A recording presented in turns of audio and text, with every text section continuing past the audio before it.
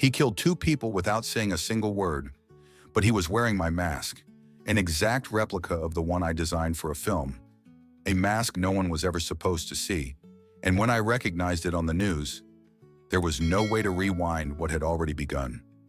I still remember the morning light slipping through the dusty window panes of my workshop, the way it caught in the ceramic dust that hung in the air like 1,000 tiny ghosts. And I remember thinking, this mask will be something special, though I had no idea how special it would become. Special in a way I never could have anticipated. My name is Riley Crane, and for the last 2 decades I've been a character and mask designer, sculpting nightmares and fantasies alike for indie horror films that live and die on the strength of a single frame. But one creation changed everything. It began as a face carved from clay, inspired by the blank stare of a man I once knew, his eyes cold and fixed like 2 iron bolts, and his smile cut close to the ears, a grin so impossible it felt wrong from the moment I shaped it. We called him Mr. Hush, and he was supposed to scare audiences, not become real. Around year 1 of the project, the whirlwind of set life and late nights blurred into a haze, but I can still hear the soft scrape of tools against clay and taste the acrid scent of primer and paint. On the day I finished that mask, I felt a shiver of pride, the way an artist feels when they know they've captured lightning in a bottle. And then it vanished, locked away in my studio, cut from the final edit of The Whispered Door, a casualty of runtime and budgets. Nobody saw it except me. Nobody heard its silent promise of terror, until a year later when the news broke in a small Montana town. 2 people dead. A young man wearing a plastic imitation of my clay design, and I watched in disbelief as his face lit up the television screen, the slitted eyes and unnatural grin glaring back at me across 100 miles and an entire world of horror. If you're the kind of person who gets a thrill from real-life mysteries and twisted fates, smash that like button and subscribe. This story gets even stranger, and I want you right there with me. In that moment, my stomach dropped and my throat tightened.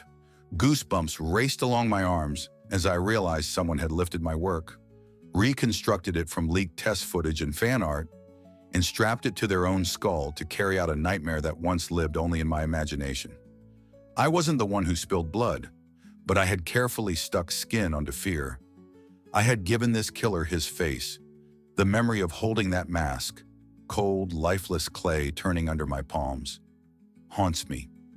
I remember the accidental scratch I left near the nose, a tiny imperfection meant to make the thing look like it was breathing. And I remember wondering back then if maybe I'd gone too far, pushed too hard to make something feel alive. That question never mattered until I saw it in action. Now every time the memory resurfaces, and it does over and over, it feels like someone rewinds the tape and presses play just as the killer raises his weapon. My hands go numb, and I swear I can hear clay cracking, hear a soft whisper echoing from the hollow eyes. There's a bitter irony in crafting faces that are meant to terrify audiences in the dark, and then watching one of your nightmares materialize under harsh daylight.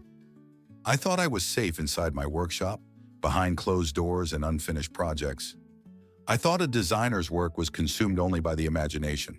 But in that instant, I learned that art can escape, slip through cracks you never saw, and land in the hands of people you never meant to empower. So this is how it starts. A light in a dusty studio, a whisper of clay, and a promise you never wanted to fulfill. Stay with me, because I'm about to tell you the rest of the story. How a mask born from horror became a tool for murder, and how I grappled with the fallout of creating something that should have stayed on the shelf. I didn't start out dreaming of nightmare faces. I was that kid in the corner sketching monsters in the margins of my notebooks, a loner with a boundless imagination and a sketch pad that felt more real than the world around me. I grew up in a small Midwestern town where everyone knew your name by the time you hit middle school. And if you couldn't throw a ball or join the band, you stuck out.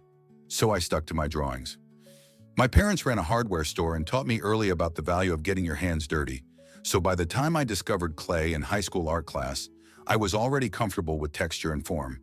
I must have been 17 when I made my first mask.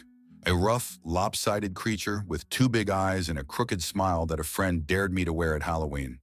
When I put it on and looked in the mirror, I felt a jolt of something electric, like I'd crossed into another world. That moment set me on a path I couldn't leave behind.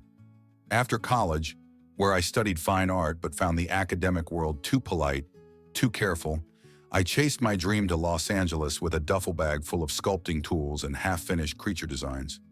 I hustled through indie horror sets, doing anything from painting fake blood to molding latex prosthetics in cramped trailers.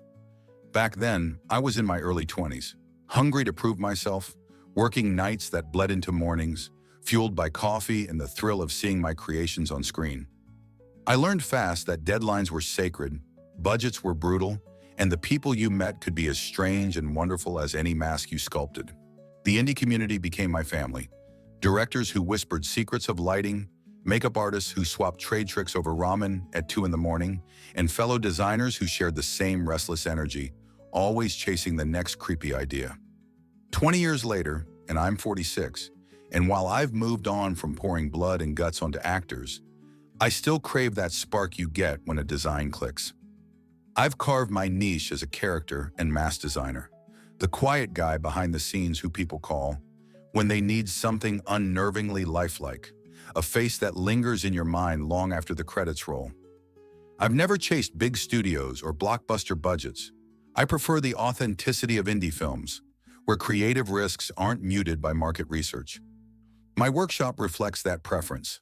A converted garage with steely workbenches, walls pinned with sketches and reference photos, a single lazy ceiling fan that never quite cools the air. There's the faint smell of clay and silicone every time I step inside, a scent that still makes my heart race with anticipation. My rhythm these days is slower, but no less intense. Mornings spent refining concept art, afternoons in the dim corner where I build the physical prototype, and nights reviewing digital sculpting tests sent from collaborators. I work alone mostly. My partner handles the business side, so I can lose myself in the tactile process of molding edges and carving every line. Despite this solitude, I'm no hermit.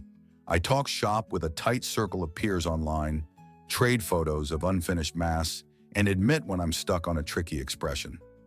I still crave feedback, that surge of validation when someone says, "Man, this looks alive." But I also carry the weight of knowing how easily a creation can slip from studio to street, how a design meant to entertain can be repurposed for something far more sinister. So that's me, Riley Crane, a mask maker who believes deeply in the power of art to evoke emotion, to freeze you with fear, or make you twist in your seat. I'm a craftsman who spent decades chasing the perfect blend of form and function, color and texture, and I'm still driven by that teenage spark when clay first felt like a portal. But now I carry a cautionary tale, a reminder that the world I built with my hands can sometimes turn around and use my own creations against me. Stick around, because next I'll take you inside my workshop and show you how that fateful mask came to life, stroke by stroke, and why I never imagined its journey would escape these walls. It was a cold February morning in 2021 when everything shifted. I remember pulling open the roll-up door of my workshop just after dawn, the air biting at my skin through the thin layer of sweatpants I'd slept in. My hands were already itching to work. I'd spent the previous night hunched over my sketches, refining the shape of Mr. Hush's grin until I could hardly look at anything else. Today was the day I'd build the prototype in clay, the moment when that grin would leap off the page and into 3 dimensions. The fluorescent shop lights flickered on, and I caught sight of Sarah, my longtime assistant, sipping her coffee in the corner by the reference wall. Photos of skulls and vintage masks pinned haphazardly across plywood. She gave me a nod, eyes warmed by the amber glow of her travel mug. "Ready to see this thing breathe?" she asked, setting her cup down with a soft clank. I offered a half smile, feeling the familiar swirl of anticipation and dread that always comes before I push clay to its limits. By mid-morning, the kiln room was humming, and the makeup effects artist from set had been there since first light, prepping silicone molds and setting up lighting tests. Her presence grounded the chaos, a calm voice in a storm of creativity and caffeine. Every time I walked past, she'd glance up and offer a quick critique. "Those cheekbones need sharpening," or "Don't forget to carve in the little breath slit near the nose." She understood what I was chasing, That ghost-like quality where a mask feels alive even when it's still raw clay. Around us, dusty shelves sagged under buckets of slurry and half-finished sculptures. The sort of clutter that most people wouldn't touch with a 10-foot pole, but that felt like home to me. Then came our director, Hugo Sanchez, a wiry guy with laser-focused eyes who'd been co-writing this indie slasher for nearly a year. He strode in wearing a coffee stain on his shirt and a grin that suggested he'd come with news. "Riley, you've got 2 hours," he called, voice echoing off the concrete floor. "We need that mask ready for the camera test today. We're shooting the scene where Mr. Hush first appears." My heart skipped. 2 hours was a tight window, even for a simple sculpt. This was the moment where art and deadline collided, where half-baked ideas either crystallize into something terrifying or crumble into disappointment. I wiped my palms on my apron and turned back to the clay block, that raw form waiting like an expectation in the air. The first trigger happened when Sarah dropped her brush. It was a small thing, barely audible, but everything in the workshop seemed to still for a fraction of a second. The clack of her tool hitting the metal tray snapped me out of my mental fog, and I realized she was staring at Hugo, her eyes wide. "What is it?" I muttered, leaning in to see over her shoulder. Hugo was holding up his phone, the screen lit with an image I didn't recognize. Footage from a Reddit post, someone in a plastic mask so close to my design, it felt like a punch in the chest. Anne came over, peering at the grainy video, and it hit me. Someone had leaked early test renders online. My heart thundered, adrenaline spiking hard. In that moment, the workshop's walls felt closer than ever, the cluttered tools and dusty shelves pressing in around us. I could hear my own breath, ragged and loud, as the reality set in. This mask, meant only for our indie horror fantasy, was already bleeding into the real world. Sarah's coffee cup trembled in her hand, Anne's jaw clenched, and Hugo's face went pale beneath that grin. The initial spark of creation had ignited something none of us were prepared for. A leak that would change everything. And that leak was the trigger, the split second when I realized that the mask I was building, right here in this workshop, could escape these walls and become something far more dangerous than any fiction I ever conjured.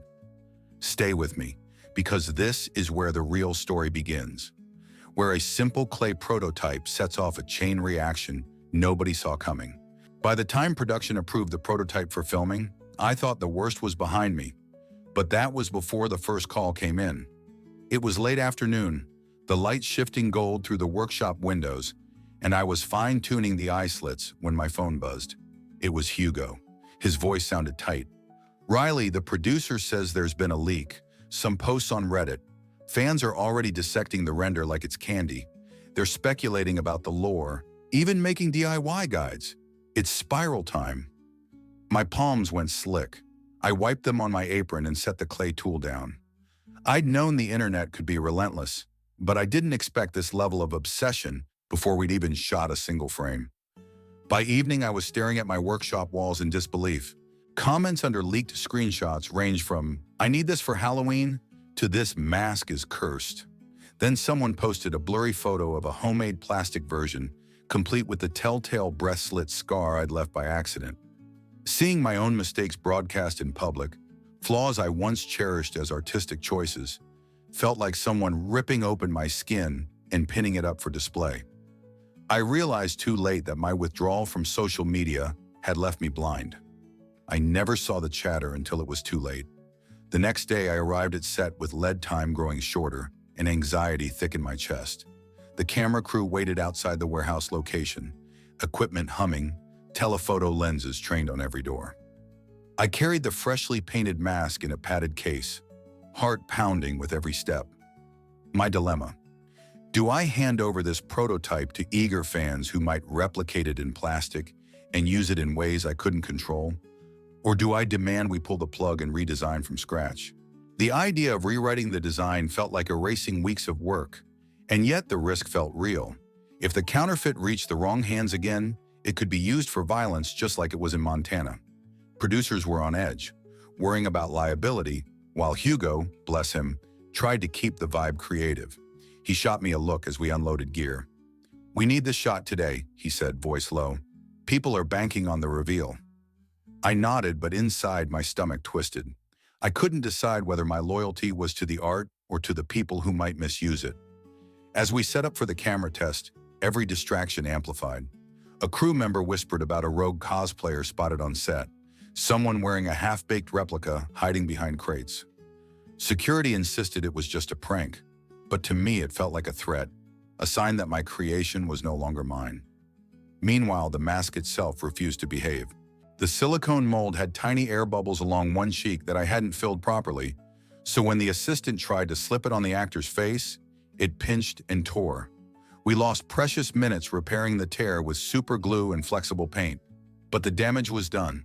The actor's irritation deepened the tension. His performance suffered. I worked frantically to patch the tear, my hands shaking. Each second ticking by made the stakes feel higher, every crack in the surface symbolizing a crack in my control over this whole project. By late afternoon, the scene was finally rolling, but the air was thick with unease. I stood off camera, heart in my throat, watching the actor raise the knife in that first moment of terror. The mask looked perfect on film, colder and more menacing than I'd dared hope. But all I could see was the phantom of that leaked image, the way people online would dissect every line and scar, copy it, monetize it, and perhaps worse. A moral dilemma settled over me like a heavy cloak. Finish this masterpiece or destroy it to keep it from fueling real horror. As the director called cut, I made my decision. I walked onto the stage exhausted and trembling and asked that the mask be sent back to the studio vault immediately after the take. No more tests, no more leaks, no more public eyes on it until we could ensure it stayed secure. Behind every creative triumph is a shadow, and in that moment, I realized my greatest responsibility wasn't to the audience or even to the film. It was to the integrity of the art itself and to the safety of anyone it might touch. The thrill of creation had morphed into a test of conscience, and I knew the next steps would define not only my career, but the very meaning of the face I had given to Mr. Hush. I remember the moment my heart stopped and the world narrowed down to a single, deafening beat. We'd arranged a private screening in a tiny screening room. Just me, the director Hugo, and a handful of crew members, so we could see how Mr. Hush's big reveal looked on the big screen. The overhead lights dimmed, and I felt the familiar rush of excitement mixed with dread, because I knew what came next.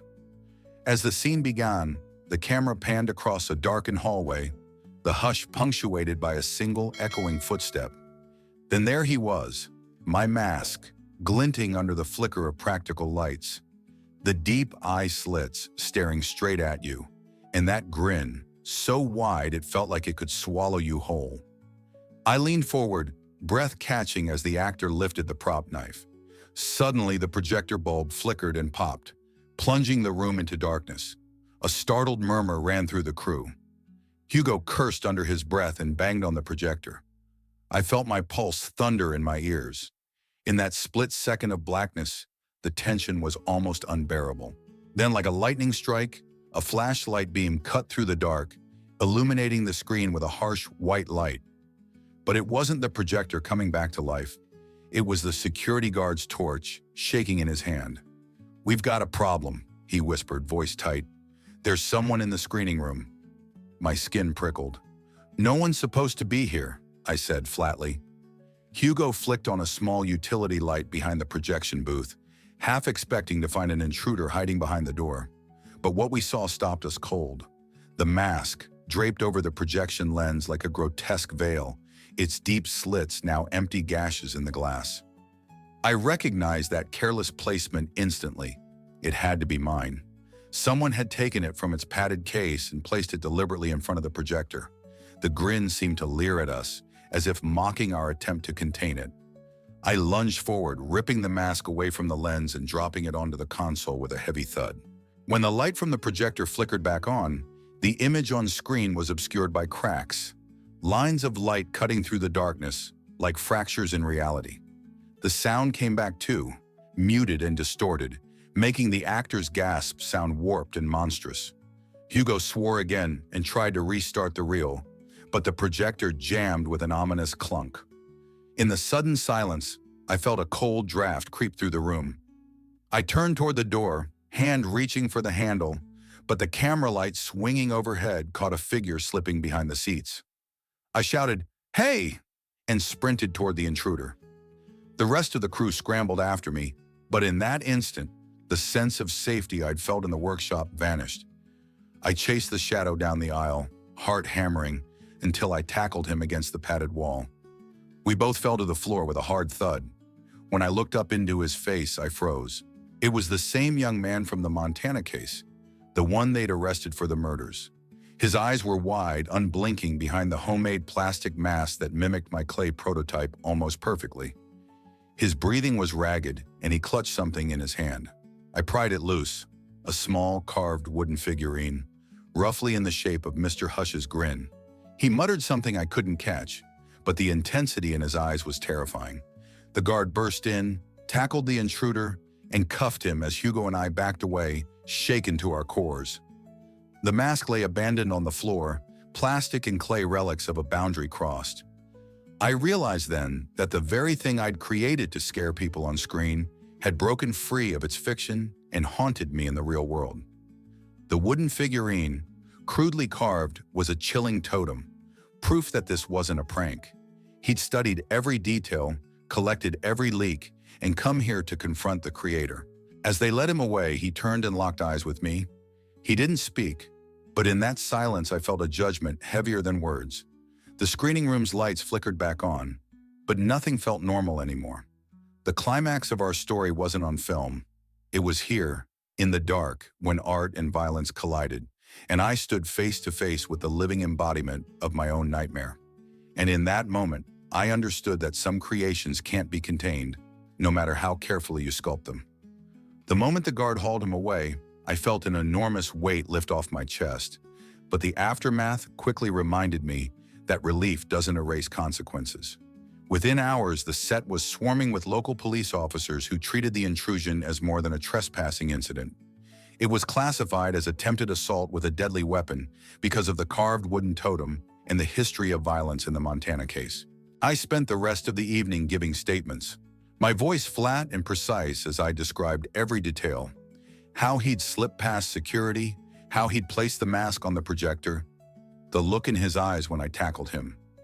The director and producers hovered nearby, exchanging worried glances, but they let me take the lead, recognizing that this was my fault to own.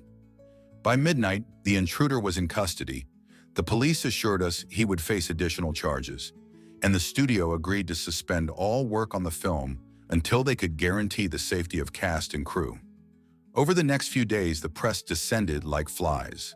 Tabloid headlines splashed my name alongside pictures of the mask, with rumors about curses and designer responsibility. I agreed to a single interview with an industry magazine, no sensationalism, no cheap thrills, where I spoke frankly about the unexpected power of art, about the line between imagination and reality, and the duty of a creator to consider how their work might be used or misused. I insisted they print my words verbatim. We build these faces to scare audiences for 2 hours, not to give nightmares to everyone forever. That interview seemed to calm the rumors, but it also marked a turning point for me. I realized that my role wasn't just to design monsters for fun, it was to own the impact of my creations. Legally, the case against the intruder moved forward swiftly.